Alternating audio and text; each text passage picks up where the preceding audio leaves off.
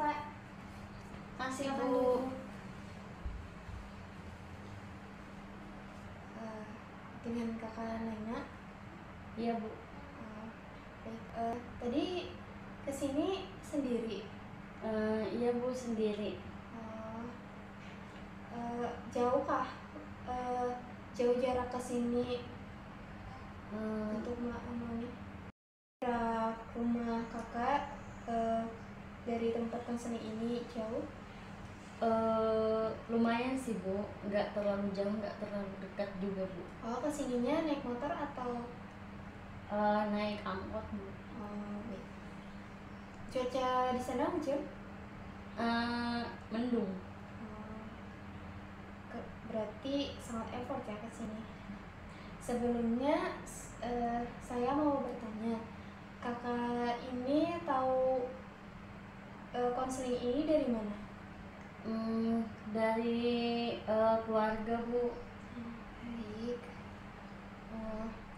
Sebelumnya apakah kakak pernah melakukan proses konseling?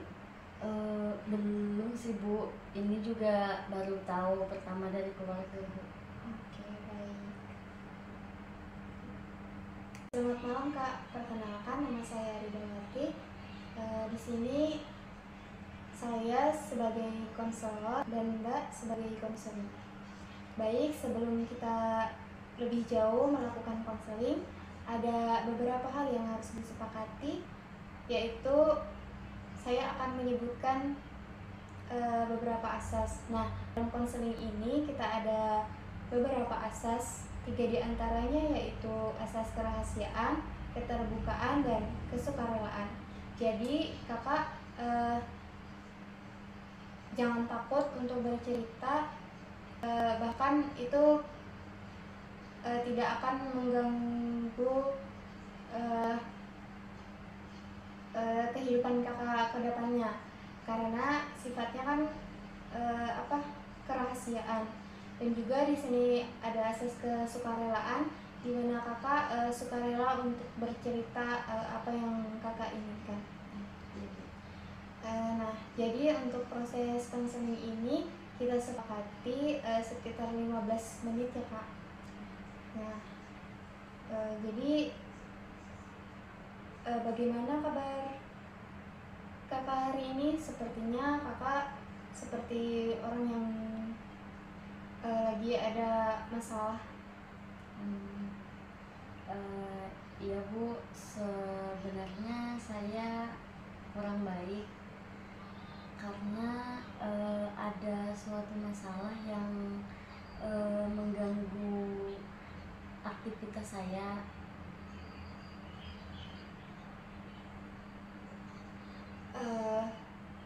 Aktivitasnya seperti apa ya Kak? Ini lebih jadi ini ke aktivitas di tempat tinggal saya Bu, yaitu di asrama kuliah. Baik, jadi kakak mempunyai permasalahan, yaitu mengenai tempat tinggal di asrama atau kayak semacam di perkuliahan? Lebih ke asramanya sih Bu.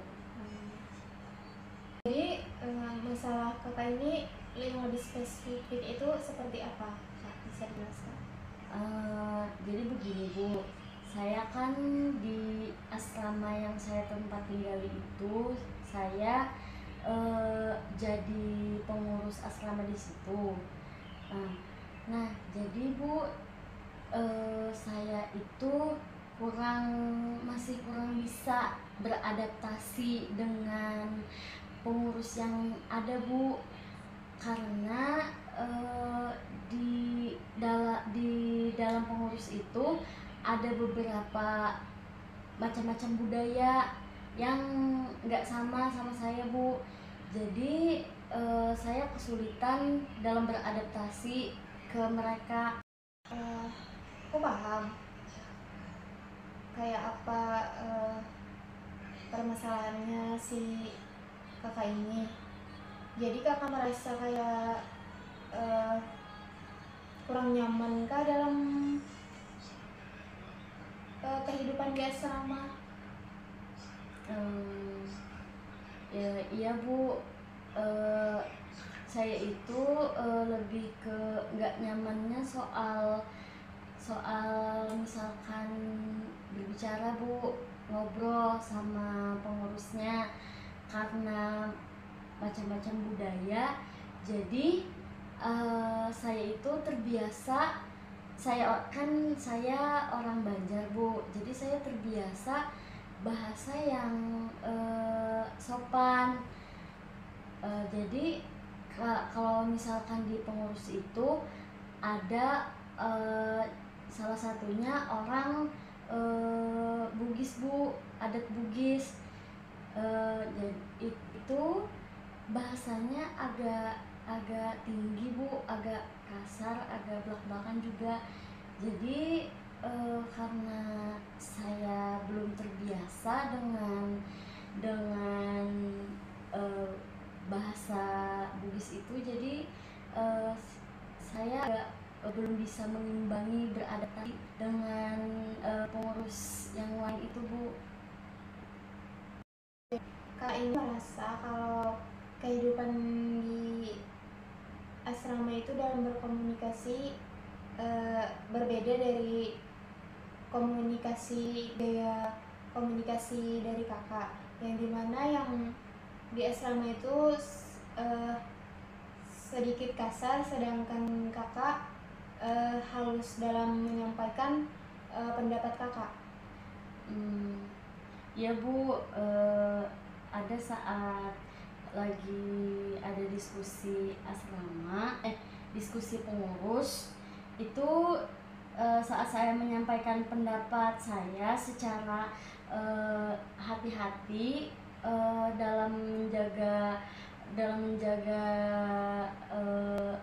kata-kata saya, itu saya bisa merasakan bahwa teman-teman pengurus yang lain itu tuh agak kurang enak dilihatnya Bu, kayak kurang suka dengan gaya berbicara saya, dalam gaya komunikasi saya Bu.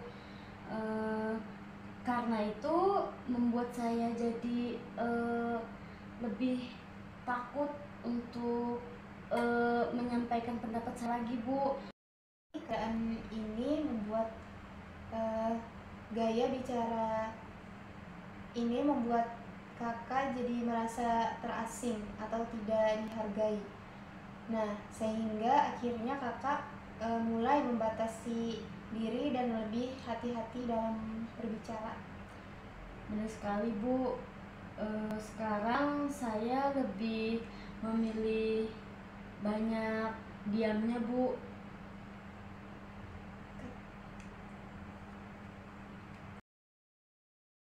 Saya sangat mengapresiasi keterbukaan kakak dalam menceritakan hal ini, dan saya juga apakah dapat membuat kakak nyaman untuk berbicara dengan mereka selain terdiam atau apa?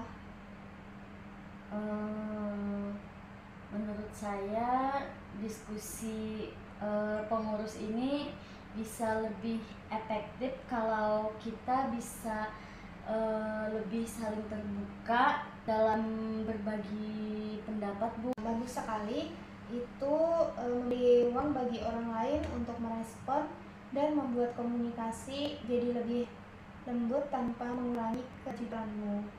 Nah, yuk kita coba latihan sekarang. Oke Bu, saya coba.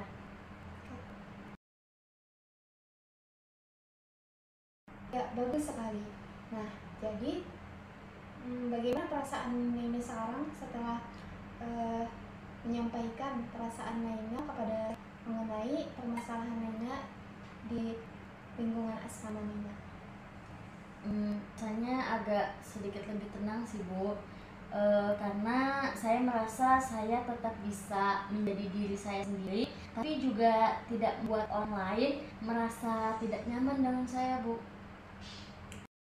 Sekali ya.